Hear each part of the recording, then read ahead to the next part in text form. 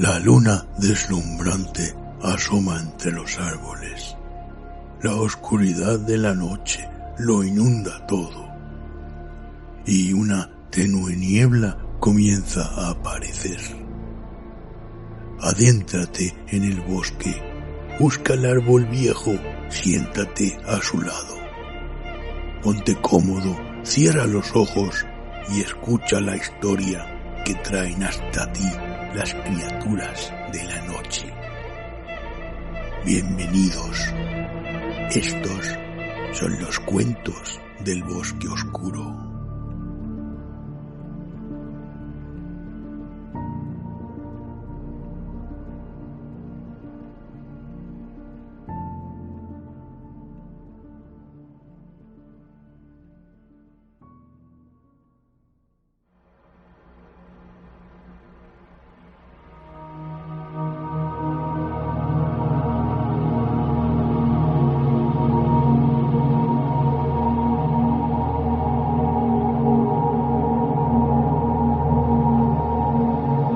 La verdad sobre el caso del señor Valdemar, de Edgar Allan Poe.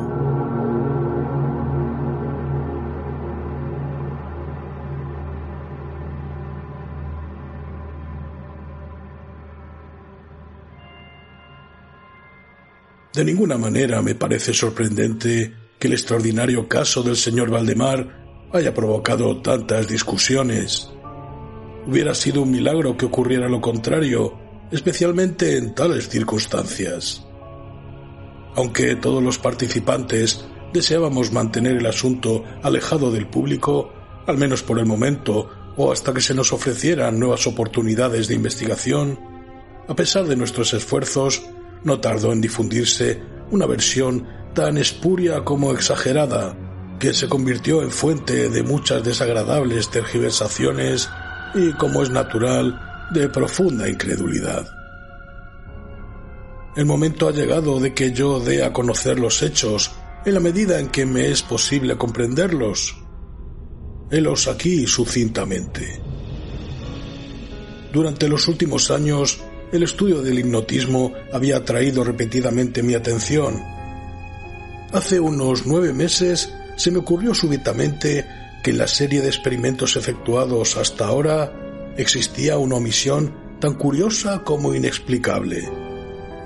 Jamás se había hipnotizado a nadie in articulo mortis.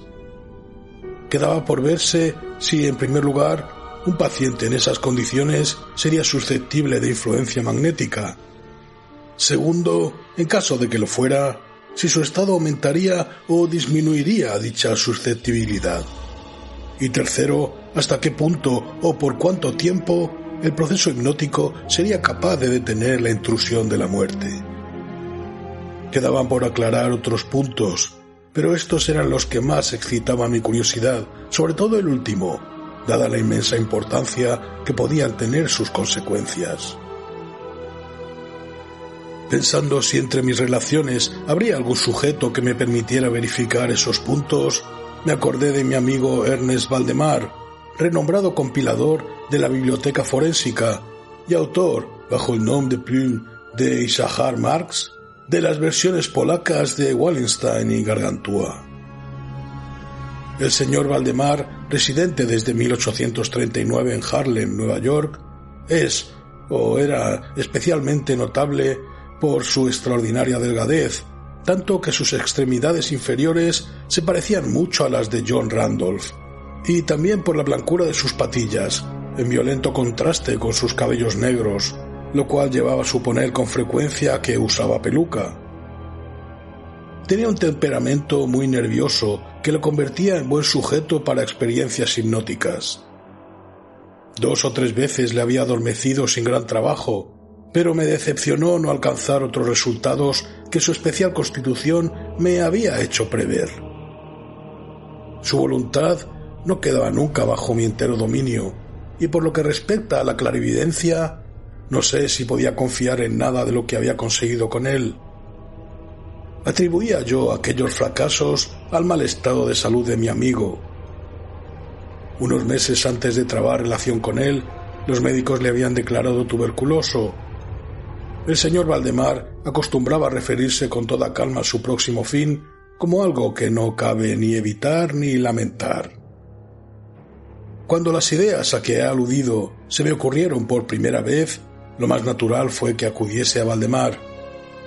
Demasiado bien conocía la serena filosofía de mi amigo para temer algún escrúpulo de su parte. Por lo demás, no tenía parientes en América que pudieran intervenir para oponerse.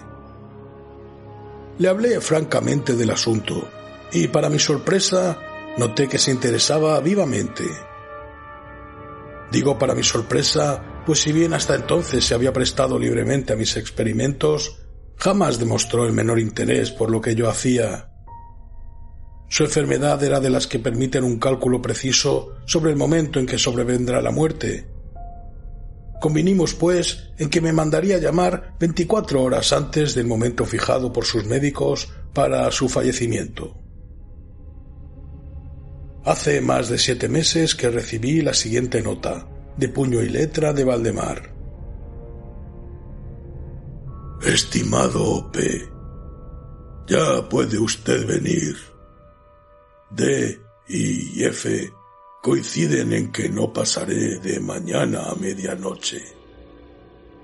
Y me parece que han calculado el tiempo con mucha exactitud. Valdemar.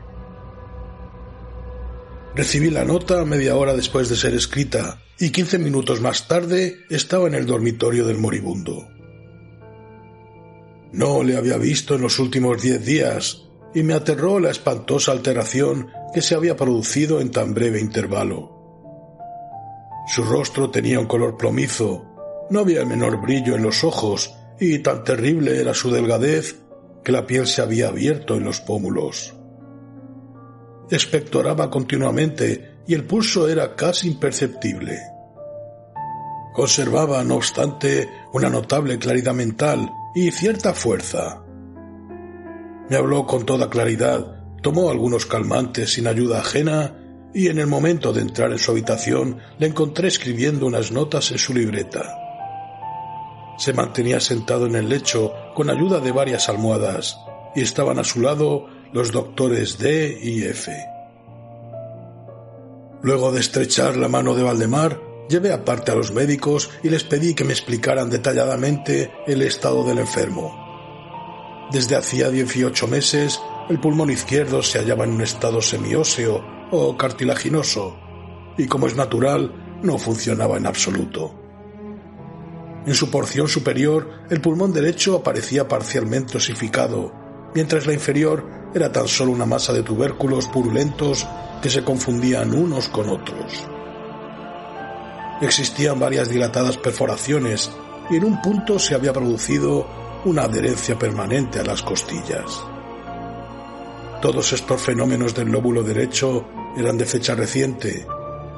La osificación se había operado con insólita rapidez, ya que un mes antes no existían señales de la misma y la adherencia solo había sido comprobable en los últimos 3 días. Aparte de la tuberculosis, los médicos sospechaban un aneurisma de la aorta, pero los síntomas de osificación volvían sumamente difícil un diagnóstico. Ambos facultativos opinaban que Valdemar moriría hacia la medianoche del día siguiente, un domingo. Eran ahora las 7 de la tarde del sábado. Al abandonar la cabecera del moribundo para conversar conmigo, los doctores D y F se habían despedido definitivamente de él. No era su intención volver a verle, pero a mi pedido convinieron en examinar al paciente a las 10 de la noche del día siguiente.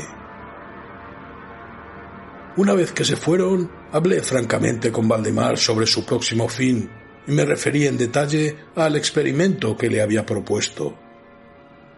Nuevamente se mostró dispuesto e incluso ansioso por llevarlo a cabo y me pidió que comenzara de inmediato.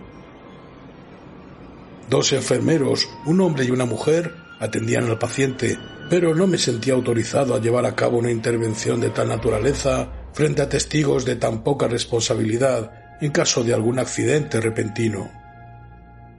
Aplacé, por tanto, el experimento hasta las 8 de la noche del día siguiente, cuando la llegada de un estudiante de medicina de mi conocimiento, el señor Theodore L., me libró de toda preocupación.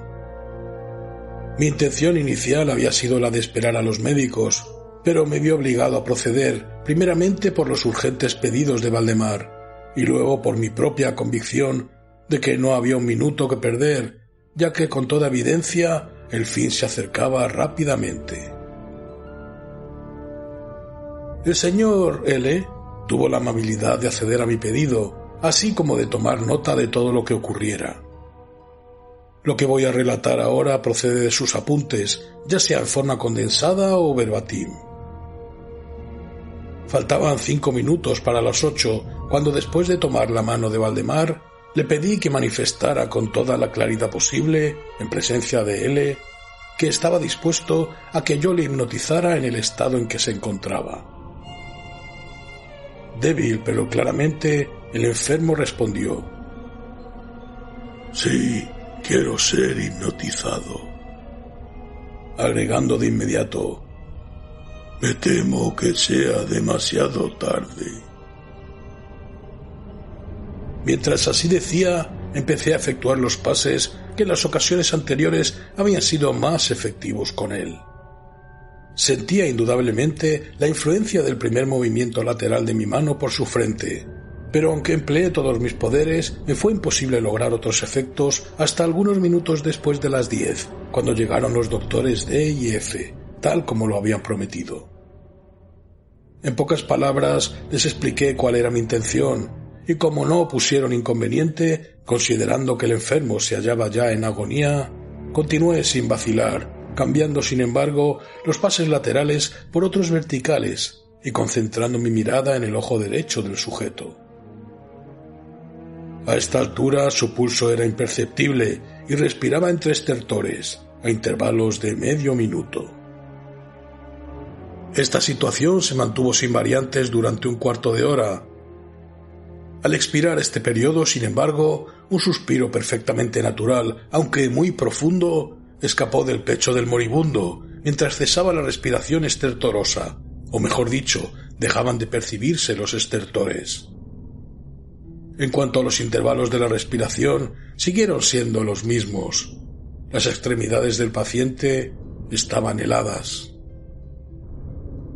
A las 11:05 advertí inequívocas señales de influencia hipnótica. La vidriosa mirada de los ojos fue reemplazada por esa expresión de intranquilo examen interior que jamás se ve sino en casos de hipnotismo, y sobre la cual no cabe engañarse. Mediante unos rápidos pases laterales hice palpitar los párpados como al acercarse el sueño, y con unos pocos más los cerré por completo. No bastaba esto para satisfacerme, sin embargo, sino que continué vigorosamente mis manipulaciones, poniendo en ellas toda mi voluntad, hasta que hube logrado la completa rigidez de los miembros del durmiente, a quien previamente había colocado en la posición que me pareció más cómoda. Las piernas estaban completamente estiradas. Los brazos reposaban en el lecho, a corta distancia de los flancos. La cabeza había sido ligeramente levantada. Al dar esto por terminado, era ya medianoche, y pedí a los presentes que examinaran el estado de Valdemar.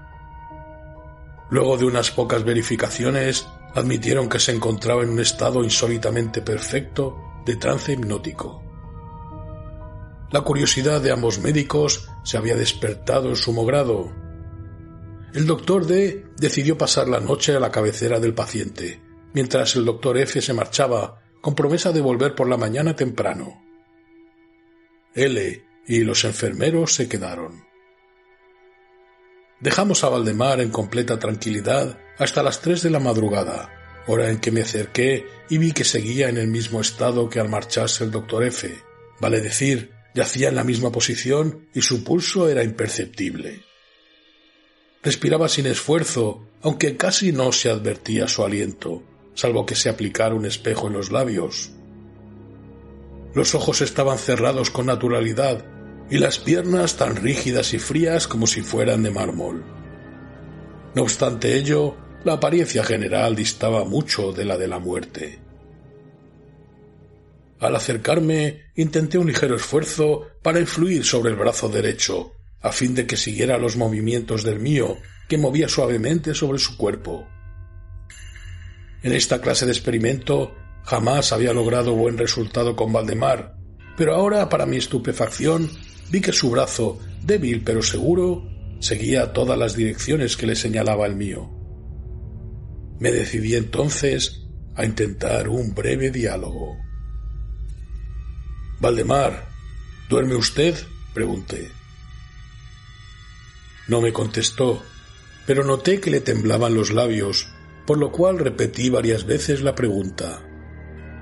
A la tercera vez, todo su cuerpo se agitó con un ligero temblor. Los párpados se levantaron lo bastante para mostrar una línea de blanco del ojo.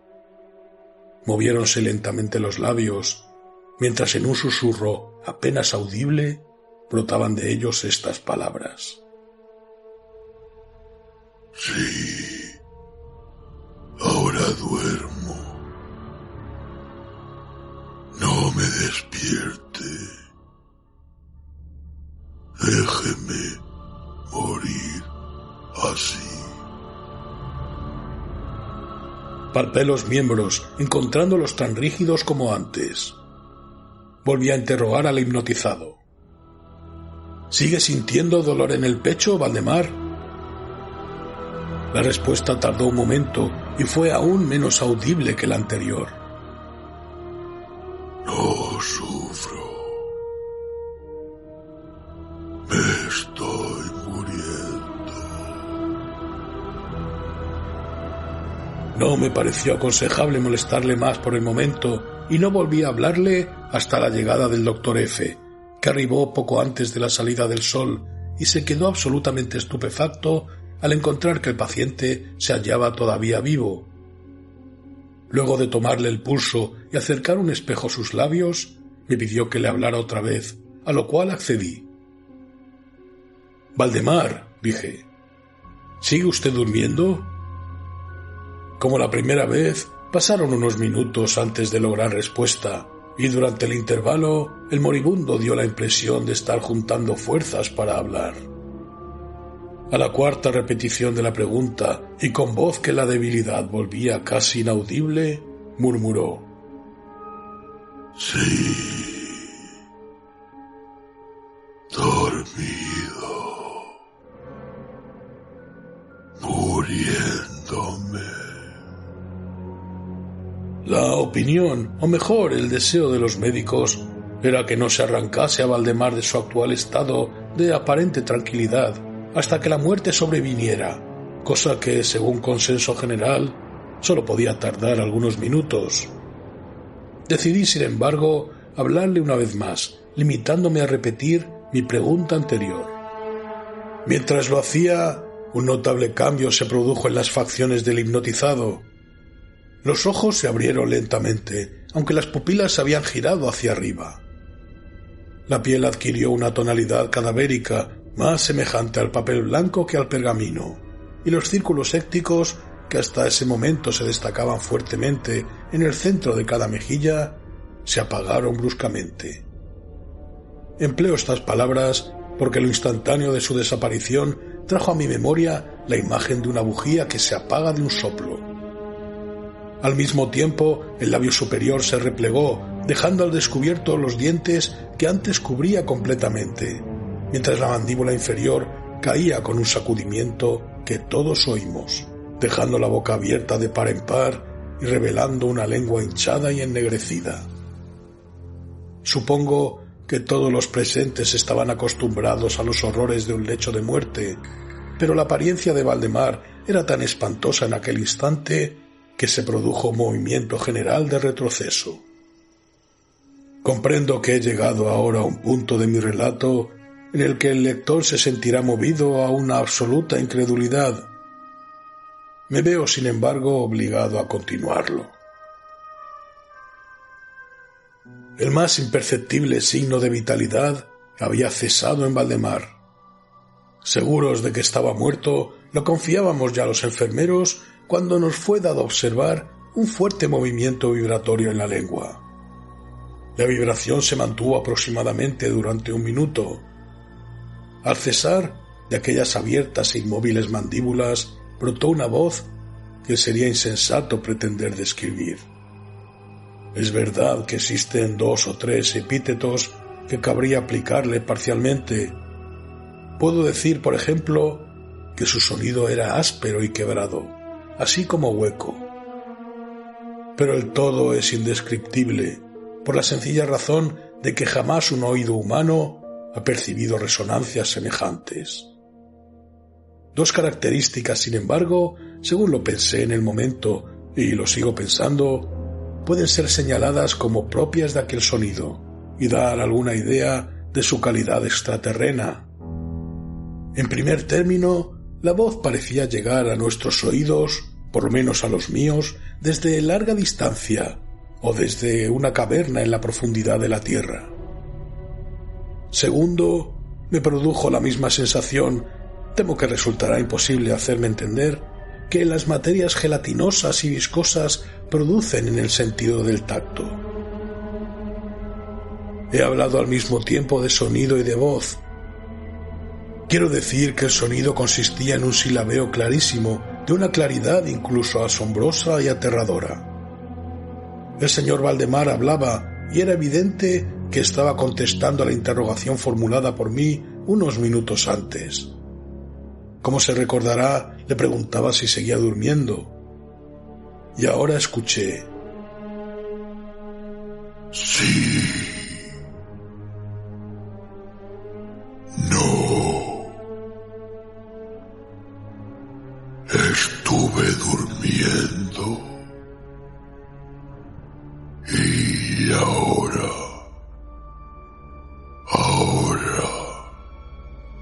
estoy muerto.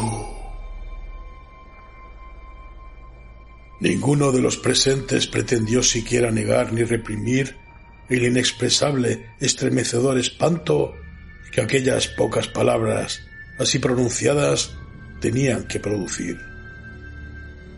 L., el estudiante, cayó desvanecido. Los enfermeros escaparon del aposento y fue imposible convencerlos de que volvieran. Por mi parte, no trataré de comunicar mis propias impresiones al lector. Durante 1 hora, silenciosos, sin pronunciar una palabra, nos esforzamos por reanimar a L. Cuando volvió en sí, pudimos dedicarnos a examinar el estado de Valdemar. Seguía en todo sentido como lo he descrito antes, salvo que el espejo no proporcionaba ya pruebas de su respiración. Fue inútil que tratáramos de sangrarlo en el brazo. Debo agregar que éste no obedecía ya a mi voluntad.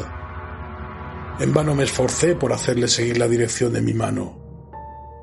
La única señal de la influencia hipnótica la constituía ahora el movimiento vibratorio de la lengua cada vez que volvía a hacer una pregunta a Valdemar. Se diría que trataba de contestar, pero que carecía ya de la voluntad suficiente. Permanecía insensible a toda pregunta que le formulara cualquiera que no fuese yo, aunque me esforcé por poner a cada uno de los presentes en relación hipnótica con el paciente. Creo que con esto he señalado todo lo necesario para que se comprenda cuál era la condición del hipnotizado en ese momento. Se llamó a nuevos enfermeros y a las 10 de la mañana abandoné la morada en compañía de ambos médicos y del estudiante. Volvimos por la tarde a ver al paciente. Su estado seguía siendo el mismo. Discutimos un rato sobre la conveniencia y posibilidad de despertarlo, pero poco nos costó llegar a la conclusión de que nada bueno se conseguiría con eso. Resultaba evidente que hasta ahora la muerte, o eso que de costumbre se denomina muerte, había sido detenida por el proceso hipnótico. Parecía claro que si despertábamos a Valdemar, lo único que lograríamos sería su inmediato o por lo menos su rápido fallecimiento. Desde este momento hasta fines de la semana pasada, vale decir casi 7 meses, continuamos acudiendo diariamente a la casa de Valdemar, acompañados una y otra vez por médicos y otros amigos. Durante todo este tiempo, el hipnotizado se mantuvo exactamente como lo he descrito. Los enfermeros le atendían continuamente. Por fin, el viernes pasado resolvimos hacer el experimento de despertarlo, o tratar de despertarlo. Probablemente el lamentable resultado del mismo es el que ha dado lugar a tanta discusión en los círculos privados y a una opinión pública que no puedo dejar de considerar como injustificada. A efectos de librar del trance hipnótico al paciente, acudí a los pases habituales. De entrada resultaron infructuosos. La primera indicación de un retorno a la vida lo proporcionó el descenso parcial del iris. Como detalle notable, se observó que este descenso de la pupila iba acompañado de un abundante flujo de color amarillento procedente de debajo de los párpados, que despedía un olor penetrante y fétido. Alguien me sugirió que tratara de influir sobre el brazo del paciente como al comienzo. Lo intenté sin resultado. Entonces el doctor F. expresó su deseo de que interrogara al paciente. Así lo hice, con las siguientes palabras. «Señor Valdemar, ¿puede explicarnos lo que siente y lo que desea?» Instantáneamente reaparecieron los círculos sépticos en las mejillas. La lengua tembló, o mejor dicho, rodó violentamente en la boca, aunque las mandíbulas y los labios siguieron rígidos como antes. Y entonces resonó aquella horrenda voz que he tratado ya de describir.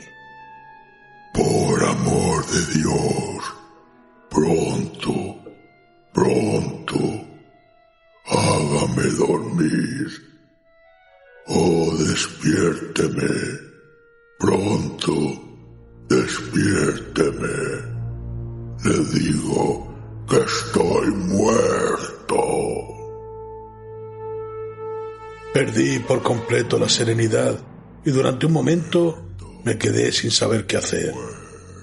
Por fin intenté calmar otra vez al paciente, pero al fracasar, debido a la total suspensión de la voluntad, cambié el procedimiento y luché con todas mis fuerzas para despertarlo. Pronto me di cuenta de que lo lograría, o por lo menos así me lo imaginé, y estoy seguro de que todos los asistentes se hallaban preparados para ver despertar al paciente.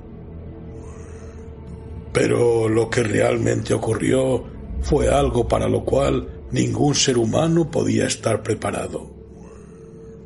Mientras ejecutaba rápidamente los pases hipnóticos, entre los clamores de «muerto, muerto», que literalmente explotaban desde la lengua y no desde los labios del sufriente, bruscamente todo su cuerpo, en el espacio de un minuto o aún menos, se encogió, se deshizo, se pudrió entre mis manos. Sobre el lecho, ante todos los presentes, no quedó más que una masa casi líquida, de repugnante, de abominable putrefacción.